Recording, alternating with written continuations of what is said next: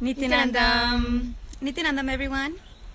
We're here live from Bengaluru, Adinam, in our Sannyas Series, talking and sharing a little bit more about the Sannyas lifestyle. And here I am, sitting with my Guru Behan, my sister disciple, Ma Nithya Purnananda Swami. Nithyanandam. She's also a sannyasi of the Nithyananda order, and blessed by Swamiji, Paramahamsa Nithyananda. And we're here to share a little bit more about our life in the path of sannyas. I hope everyone can see. So, Mahapurna Swami actually is from Malaysia. She was born and raised in Malaysia, but she has Indian origin. And one thing she always used to come and ask is like, how did you get used to this lifestyle? Like, how did you get used to this lifestyle so easily? And that's something I was telling her, that I always found that question as a surprise. People usually randomly will come to me and they will ask me, do you like the food? Are you liking the Indian food? Are you comfortable? How do you get used to this lifestyle?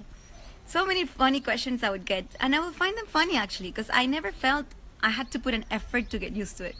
I just simply and they will ask me, is this the kind of food you would eat? And I would say, not at all. I mean, I used to have such a different diet. I'm the kind of person that used to wake up for cereals, and milk and fruit or smoothies. I used to love all of this type of food. So I never imagined like rice in the morning or sambar in the morning, something salty. It was like usually something sweeter, with coffee or something like that. So it was a completely different lifestyle, different diet, but it was simply so smoothly happening. So actually how it started was like a little bit funny to witness, which was, I was asking her, you are one of the first Westerners basically to consider, the first Latina you said, right? So one of the first Westerners to actually, you are the only Westerner in fact, right? The Purna Sannyasi, the only Western Purna Sannyasi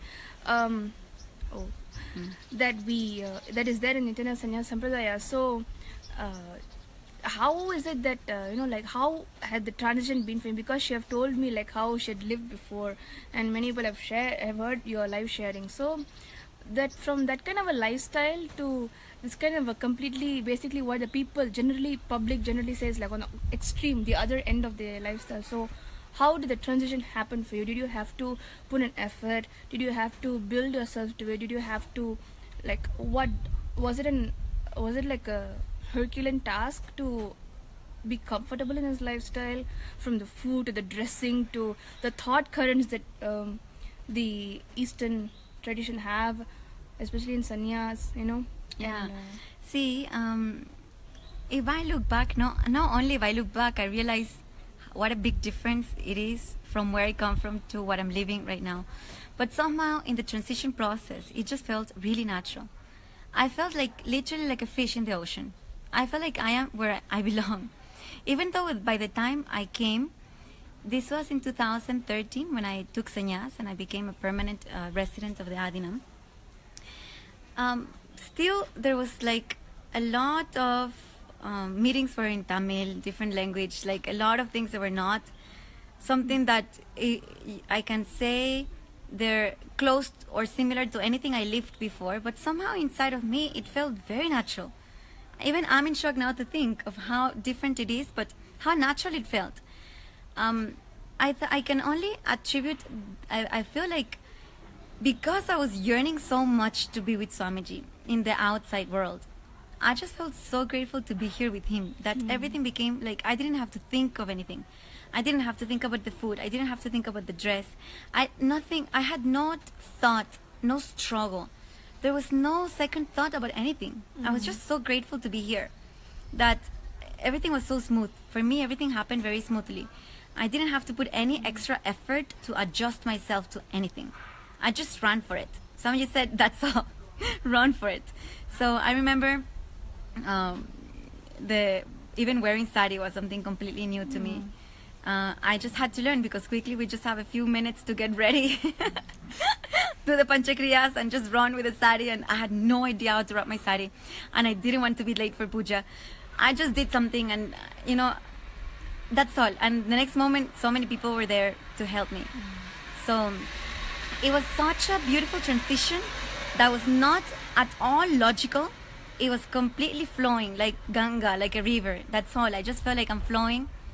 I'm a fish in the ocean. That's all. I feel like this is my home, and I didn't have to feel any struggle in the transition.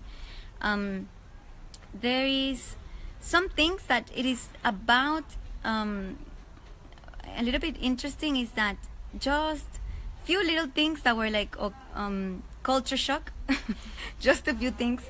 But in general, the majority of my life as sannyas, it just happened so smoothly. And I know there's a lot involved in the initiation process and in the homas that we perform, like the Viraja Homa. Viraja Homa. That is one very unique homa that we perform as sannyasis, where we're actually literally giving each part of us to the fire.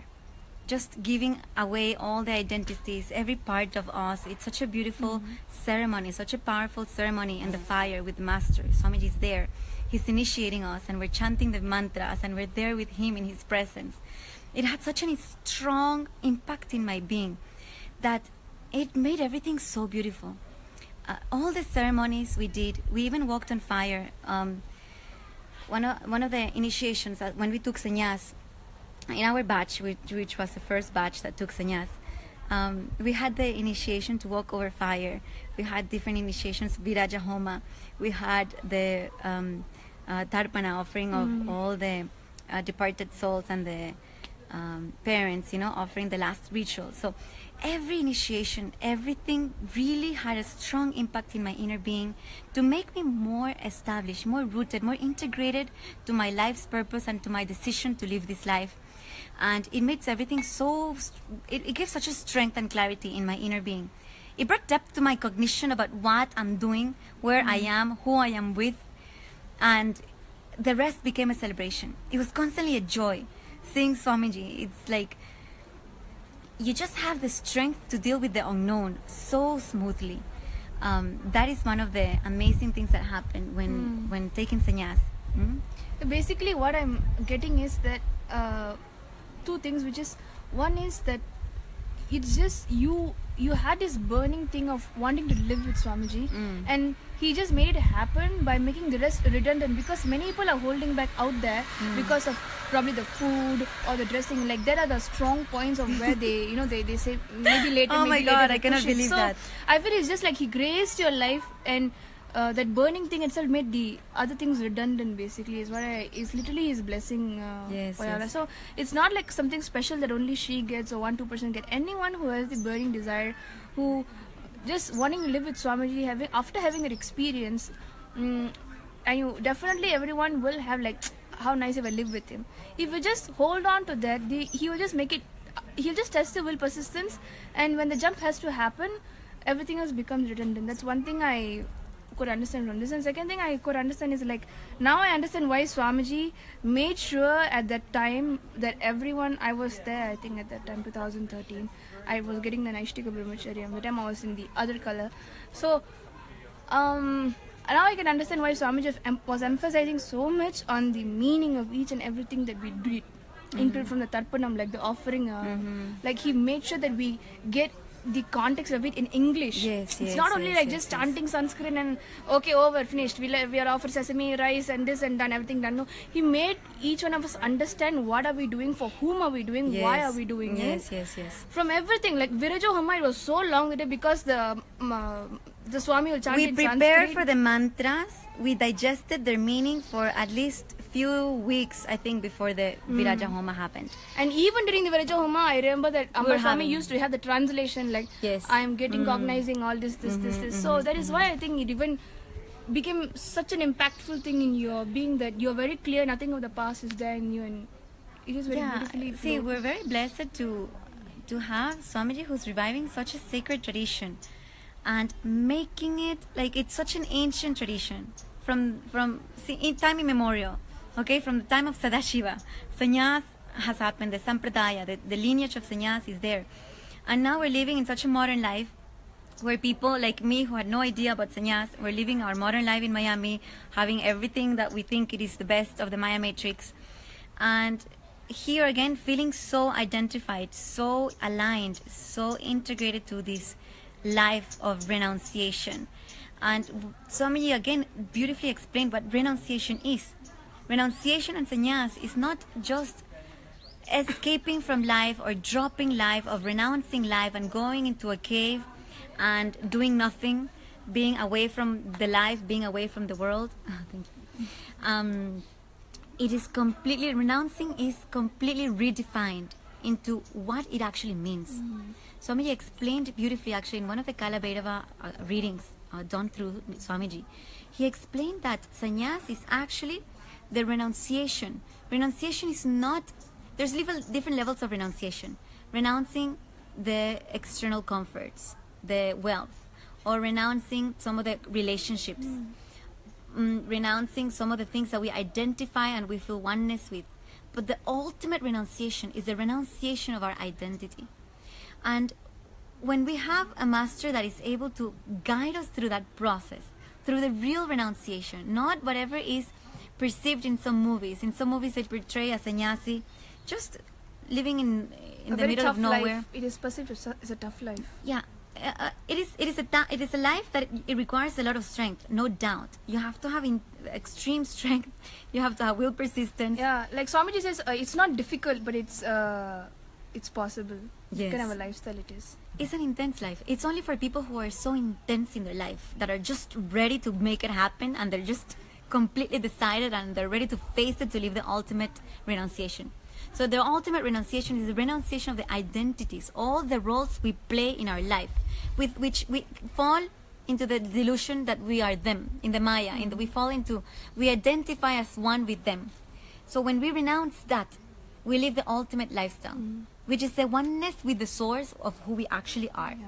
So that is renunciation, and that is lived here in such a spectacular way. At the same time that you contribute, sannyasis are the most active people in the society. If you see Swamiji, the Raja Sannyasi, the perfect example, he's a complete sannyasi. But what he does, he's so involved in life. He contributes to human beings like no other human being. By the age of 40, Swamiji has contributed more to humanity than so many generations and so many people put together. That is not even countable. So how a sannyas contributes to life, how a sannyas is involved in enriching, in causing, in being, in sharing, and protecting the Sanatana Hindu Dharma, standing for it, standing by it, defending it, protecting it, also sharing it with the world, living it, reviving it. It is such a passionate field that it requires that intense fire of seeking. Intense fire of seeking is the greatest blessing that you can have as a human being. Yeah. If you have the fire of seeking, then you have actually what it takes to live the life. You have what it takes to take sannyas. So if anything, if you can pray for anything, pray for the intense seeking to happen in you. That will give you the clarity, that will give you the confidence, that will give you the strength to achieve what you want to achieve and pursue the path you want to pursue. And if sannyas is in your peripheral of possibilities, if sannyas is kind of touching some part in your inner space of curiosity or something that you might feel aligned, because this is how it happened for me, then please understand, ask for the boon of seeking and Guru Bhakti. These two are the key ingredients for you to have a successful life as a sannyasi. May the seeking be alive in all of us, and the Guru Bhakti continue to flower forever in all of us, so that we can be successful in our path of sannyas, and you can be successful in your path. So this is something I just wanted to share. Yeah, it's very beautiful actually. Especially it'll be an eye-opener for people from the other end of the world who are not very familiar with exactly how this lifestyle is being lived. So it was a good video today, I feel. So yes, so let me know if you have any questions. I would love to share more about opening up our heart and our life to all of you. Because I know a lot of people have been asking random questions. You can start from simply trying to find out, how do I like the Indian food? Am I used to the Indian food? To actually what they mean by that. How much they actually mean. How we can live the life of sannyas. How can a person from the modern day life, from, like we were discussing, from enjoying the Maya matrix to enjoying the real life in Kailash. This is an amazing, amazing journey, and we're happy to share with all of you. That's all? I think that's all for now. Thank So you. thank you so much for tuning in, joining us. Let us know if you have any question. I see a few friends who had logged in. Vasudeva Das from Miami, Blissful Mahesh Kanananda, and Ketan Joshi, Parvati Shakti Kananda.